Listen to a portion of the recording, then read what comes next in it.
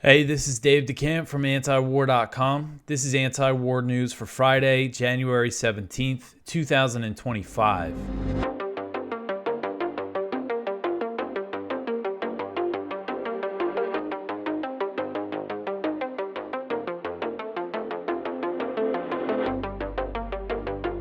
All right, the first story at the top of antiwar.com today. The Likud party says the ceasefire deal in Gaza allows a return to fighting. So Israeli Prime Minister Benjamin Netanyahu's Likud party said in a statement on Thursday that the Gaza ceasefire deal will allow Israel to return to fighting under an American guarantee. So this statement from the Likud party was a response to National Security Minister Itamar Ben-Gvir, leader of the Jewish Power Party, who has threatened to quit the coalition government if the ceasefire deal is approved. So as we've been discussing, this three-phase ceasefire deal does not commit Israel to a permanent truce. If all the three phases are carried out, then it would lead to an Israeli withdrawal, a permanent ceasefire, and the reconstruction of Gaza. But the big issue is that they don't start negotiating the second phase until the first phase begins. I believe it's on the 16th day that they actually start negotiating the details of the second phase. So this is, what the Likud party is signaling here is that they got some kind of assurances from the U.S. that they would be able to restart military operations after the first phase. And according to Israeli sources speaking to Ynet, Netanyahu has reached an understanding with the incoming Trump administration that he could restart military operations if he deems Hamas is violating the deal. The Likud statement also signaled that Israel got some kind of guarantee about getting additional military aid from the U.S. for agreeing to the ceasefire deal.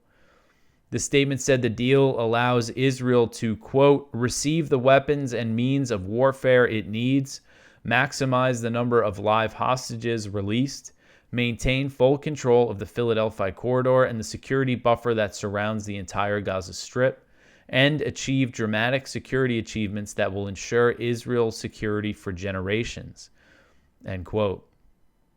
So hopefully, this is just Likud trying to defend the deal as they're trying to push it through. But, I've had this feeling that during that meeting with between Steve Witkoff and Netanyahu, there were some kind of assurances given that, don't worry, we'll let you do what you want after this first phase here. According to Israel Hayom, the U.S. and Israel have reached an understanding that the deal includes, quote, the unfreezing of previously delayed U.S. military aid, with IDF and Defense Ministry officials now clear to submit comprehensive rearmament requests for both immediate and long-term needs, end quote. So saying that, it's amazing that they're saying the U.S. military aid has been delayed, considering all of the huge amount of aid that Biden has given them. But that sounds like it's saying not only is Israel going to get more military aid, the IDF is going to put in all these new requests for new stuff from the U.S. So in response to the Likud statement, Ben-Gvir's Jewish Power said it still opposed the deal. The party said, quote, the deal is a violation of all the prime minister's public commitments to his partners and the Israeli public. It includes stopping the war, leaving the Philadelphia corridor, abandoning the Netzarim corridor, returning the terrorists to the northern Gaza Strip without inspection, and releasing hundreds of murderers with Jewish blood on their hands, end quote. So it sounds like if this thing is approved by the Israeli cabinet, which is supposed to happen on Friday and Saturday now, we'll get into that in the next story, that Ben-Gvir is saying he's going to quit. And Ben-Gvir, if his party quits, the Netanyahu government would still have a majority just by one seat. They would have 61 seats out of the 120-seat Knesset. But if Smotrich is also threatening to quit, he seems to be asking for something different. Ben-Gvir is saying, if you agree to this deal, we're going to quit. Smotrich was saying, if we don't get a guarantee that we're going to restart military operations, and he's saying that they should even go harder and cut off all aid, afterwards, then we're going to quit. So Smotrich is asking for a guarantee that after the first phase, they'll continue. Ben-Gvir seems to be saying, if this is implemented at all, then we're going to quit.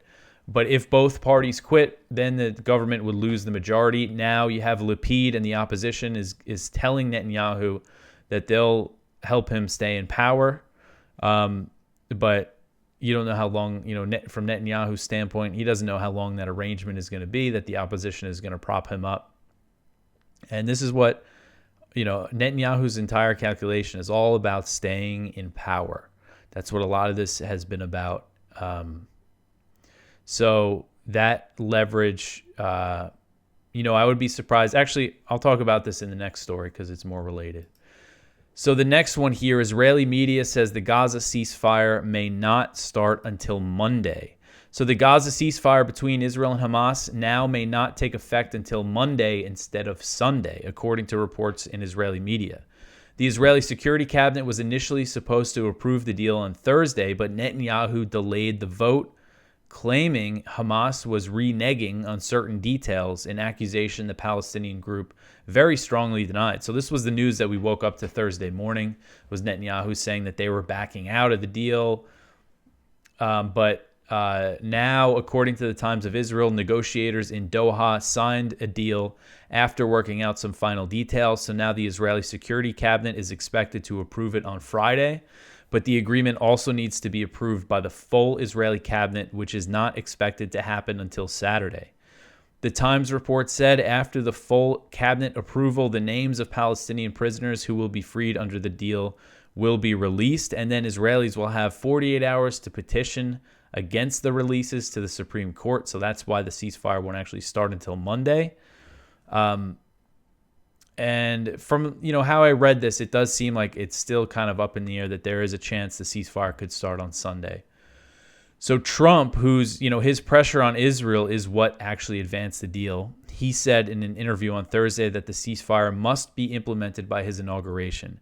He said, quote, "We changed the course of it and we changed it fast. And frankly, it better be done before I take the oath of office," end quote. I think he wants to talk about it in his inaugural speech, in his inaugural address.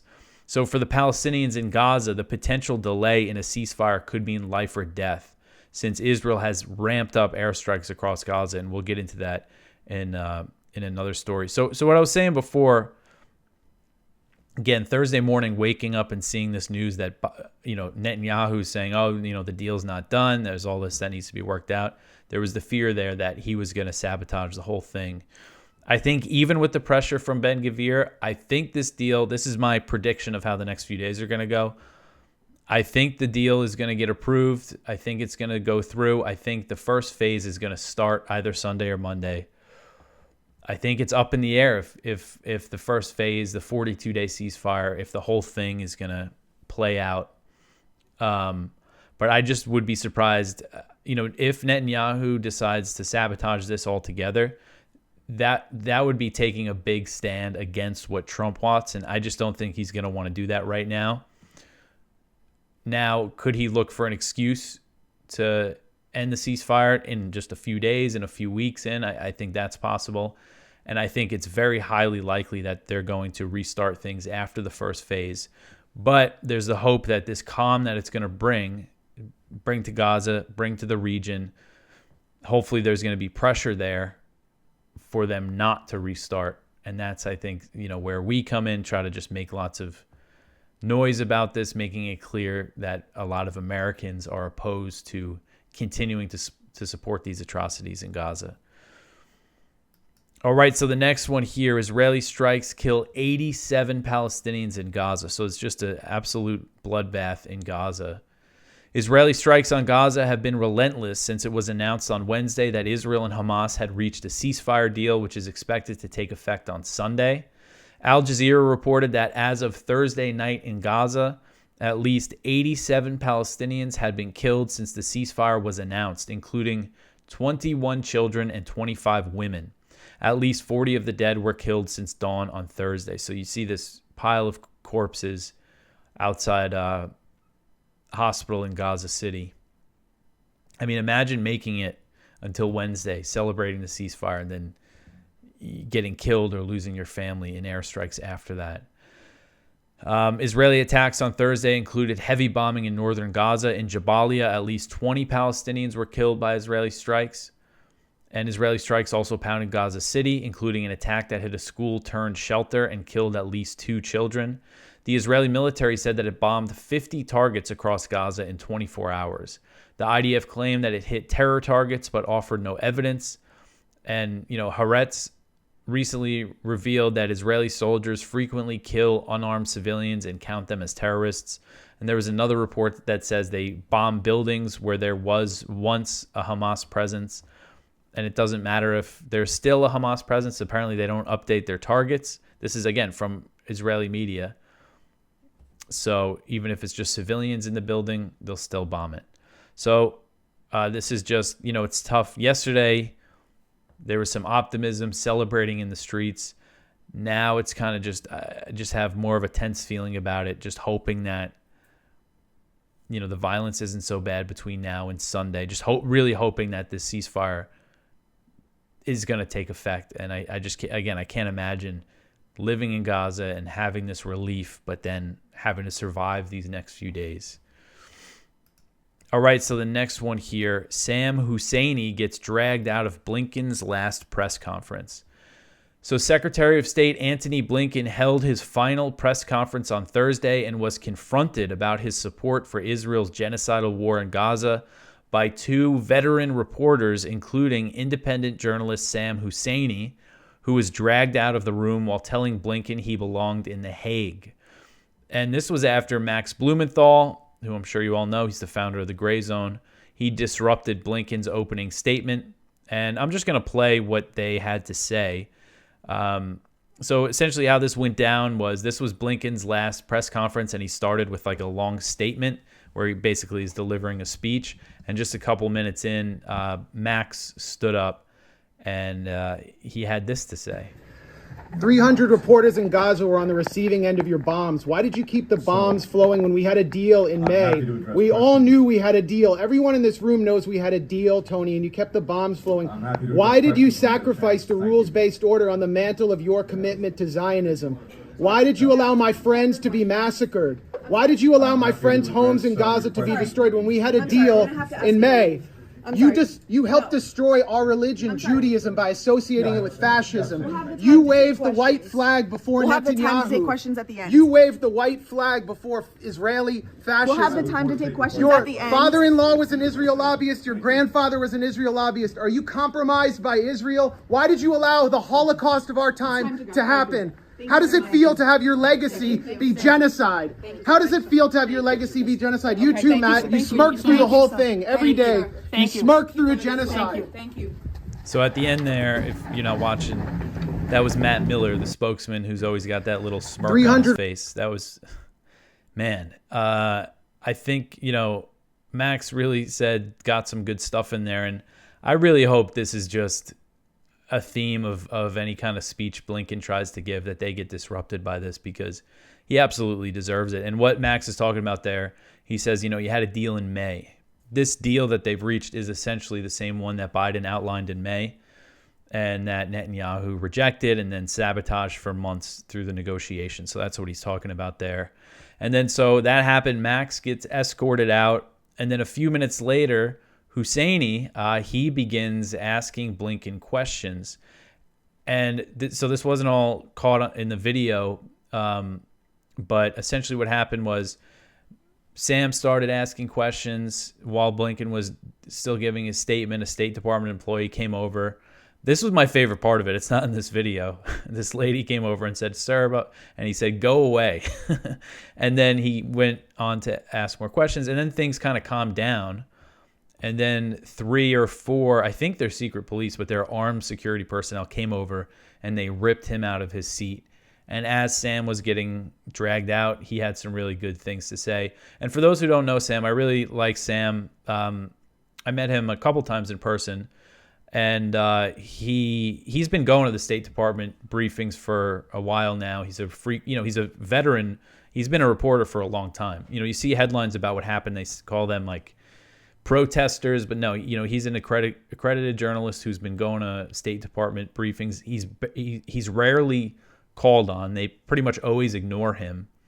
And he says in the video that basically the reason why he's trying to get Blinken to answer some questions is because he was told by Matt Miller that he's not going to get a chance to ask any questions. So basically he's going to be ignored during the press conference.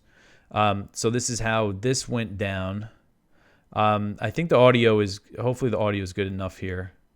I carry in my pocket the names of those who have been arbitrarily detained and unfairly held hostage, unjustly held hostage. So they're approaching him now to leave. To their families, the armed security personnel. Get your hands off me! Get your hands off me! Get your hands off me! Get your hands off me! Answer a damn question. Do you know about the Hannibal Directive? Do you know about Israel's nuclear weapons? Everybody from the ICJ. I was sitting here quietly, and now I'm being manhandled by 2 or 3 people. You pontificate about a free press. You pontificate about a free press. You are hurting me. You are hurting me. You are hurting me. I'm asking questions after being told by Matt Miller that he will not answer my questions until I ask him questions. Respect the process. Wasn't the point of the May 31st statement to block the ICJ orders? You blocked the ICJ orders. Please, sir, respect the process. Respect the process. Respect the process. While everybody from Amnesty International. From Amnesty International to the ICJ is saying that Israel is doing genocide and extermination. You're telling me to respect the process. Criminal! Why aren't you in The Hague? Why aren't you in The Hague? Why aren't you in The Hague? So, and then Blinken just goes back to Finally, doesn't address anything that either of the guys said. So, again, Sam really said a lot of good stuff there. And then afterward, he said, he wrote on Twitter and he put a post on his Substack that he was all right. He didn't get arrested or anything. He was able to go home. And basically his list of questions that he had for Blinken, he wanted to ask about a May 31st announcement to block the implementation of the ICJ order. He wanted to ask, why do you refuse to recognize the Geneva Conventions as applying to Gaza? Everyone from Amnesty International to the ICC accuses Israel of extermination and genocide. Why are you not in The Hague? Why are you not on trial? He also wanted to ask about his stepfather, Paisar, who is connected to both Robert Maxwell and Jeffrey Epstein. Robert Maxwell is the father of Ghislaine Maxwell. Blinken's got his family has some interesting history. You heard Max talk about his grandfather, who was a lobbyist for Israel. He also wanted to ask, you heard him ask about the Hannibal Directive and Israel's nuclear weapons. So really, I think a fitting end to this administration that has, watching a journalist get dragged out. And just imagine how the coverage of this would have been if this was the Trump administration, if a journalist was dragged out by that. But CNN, there was a segment on CNN saying that they were cringe what they did. Really criticizing them and saying how open and free the State Department is when it comes to reporters. But again, Sam goes to these press briefings all the time. They never call on him. All right, so the next one here, the Houthis to stop attacks if Gaza truce is upheld. So Yemen's Houthis are expected to stop their attacks on Israel and Red Sea shipping if Israel upholds its end of the Gaza ceasefire deal it has reached with Hamas. The Houthis, officially known as Ansar Allah, began their attacks in 2023 in response to the U.S.-backed Israeli onslaught in Gaza. The U.S. began a bombing campaign against the Yemeni group in January 2024, but it has only escalated the situation.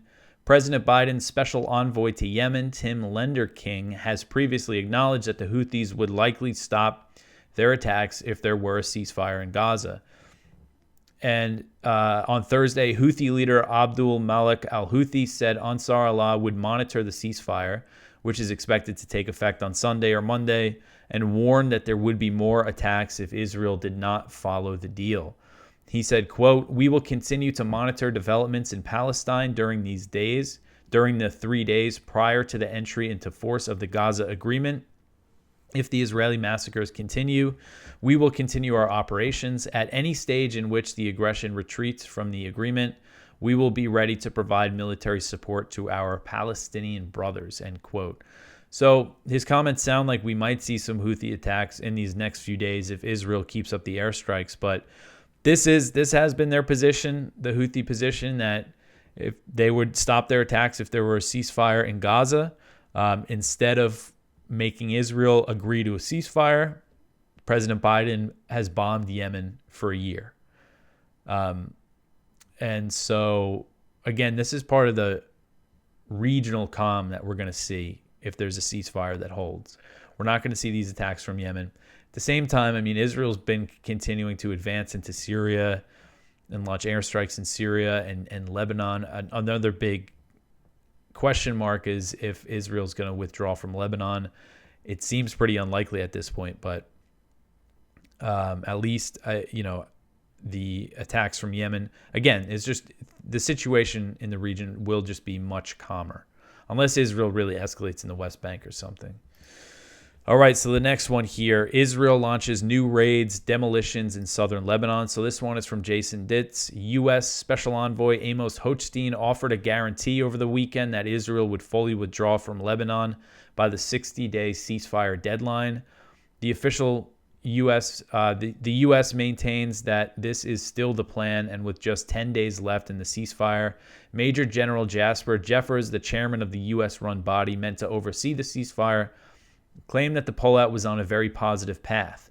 The reality on the ground seems quite different, with the Lebanese National News Agency reporting that Israeli ground troops have conducted new incursions into multiple southern towns, including Taiba and Marun al-Ras.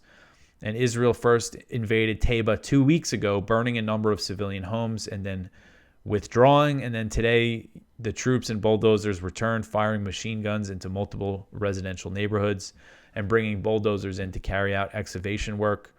In Marun al-Ras, Israeli soldiers blew up a gate in front of a house and fired machine guns into a number of homes. So you got the U.S. saying, don't worry, the ceasefire's going to be over soon and they're going to be withdrawing, but they're not acting like they're going to withdraw anytime soon. So we'll see. All right, so the next one here, Biden adds new sanctions on Russia and China. This article is from from Kyle Anzalone at the Libertarian Institute. And the Biden administration has been pretty sanction crazy in its last few weeks here. I haven't really covered it just because we've had so much going on. But over the past week, the U.S. has issued new sanctions on Russia and China. The Biden administration has attempted to cripple the Russian economy in response to the invasion of Ukraine, which obviously has failed, but they're trying to slap more sanctions, and they are adding more sanctions on Chinese firms. On Wednesday, the Treasury Department issued new sanctions on 15 firms and redesignated about 100 companies doing business with the Russian Defense Ministry, as well as blacklisting Russian companies. A myriad of Chinese firms and a bank in Kyrgyzstan were also sanctioned. Last week, fresh sanctions were also issued against the Russian energy sector, against Russia's gas companies. They really put some heavy sanctions on Serbia because their only gas company, I think it's their only gas company, is owned, the majority owner is Gazprom Neft, which is a Russian company, and then also regular Gazprom owns some shares too. So the sanctions on Serbia are really going to squeeze their gas industry. And the Biden administration has used so many sanctions. It's really crazy how often the U.S. sanctions countries now. It's slowly built up over the years. Like the Obama administration was crazy with sanctions. The Trump administration outdid the Obama administration, but then the Biden administration outdid both of them, like combined or something. And then a lot of the people coming into the incoming Trump administration, they're talking about all these new measures they want to take against China. So we might just see this continue. But they're just sanction crazy. All right, the next one. I left up the one from yesterday about China. And then the last story here, the Biden administration looks for ways to keep TikTok available. So this article's from NBC. I mean, this is really something here. You had the House and the Senate pass a bill to ban TikTok. Biden signed it into law. Now the ban's coming up. It's supposed to be, they had till January 19th to either sell or be banned. And now apparently the Biden administration is considering ways to keep TikTok available in the United States.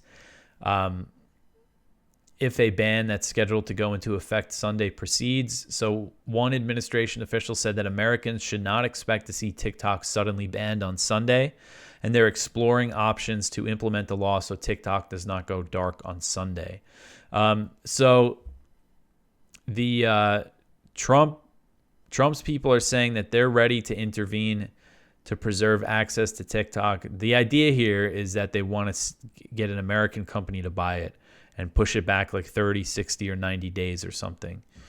And this is, a big part of this push, which we've talked about before, is all the pro-Palestinian content on TikTok. Some senators have been open about it. Mitt Romney, I know in some talk with Blinken, basically said that's why they should ban it, because of all this anti-Israel stuff. Ted Cruz said that in one of these Senate hearings with the CEO of TikTok. Why is there all this anti-Israel propaganda on there? And the company did not move to sell it, and now they're saying, all right, you have all these people coming to them, because there are people that make a living on TikTok. And it's just the Democrats are it just goes to show how dumb they are. I mean, this ban, obviously Biden signing this ban, I think he signed it before the election, right? That obviously hurt him in a huge way. And then Trump tried to ban TikTok in 2020, but that didn't go. So now he wants to reverse it. So hopefully it just totally gets reversed, but we'll see. They're probably going to try to get some company that'll moderate it the way the U.S. government wants it to be moderated.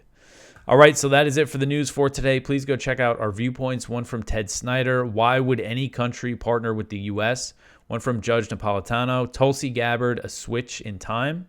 One from Jonathan Cook. Keir Starmer's support for Gaza ceasefire is riddled with lies. One from Paul R. Pillar. Gaza ceasefire likely won't last. And one from Hadil Awad. No child should ever see the horrors of Gaza. So please go check all that out. This is the last show for the week, so let's, hopefully this ceasefire is implemented. Hopefully the violence isn't too bad between now and then over this weekend for the Palestinians in Gaza. Trump inauguration on Monday, so I'll do a show before that I'll record Sunday night for the Monday show. But this is it for the Biden administration, really. Blinken's last press conference, I think it had a fitting end. I might write some kind of opinion thing about the end of the Biden administration, kind of my thoughts about, because this is the first administration that I lived through where I worked full time for antiwar.com. So I did really follow its foreign policy, really closely. So I definitely have a lot of thoughts about it. But anyway, that is it for me for today. You could always support this show by sharing it with your friends. Like, subscribe, comment, follow us on social media. I will be back after the weekend. I hope everyone has a good one. Thanks for listening.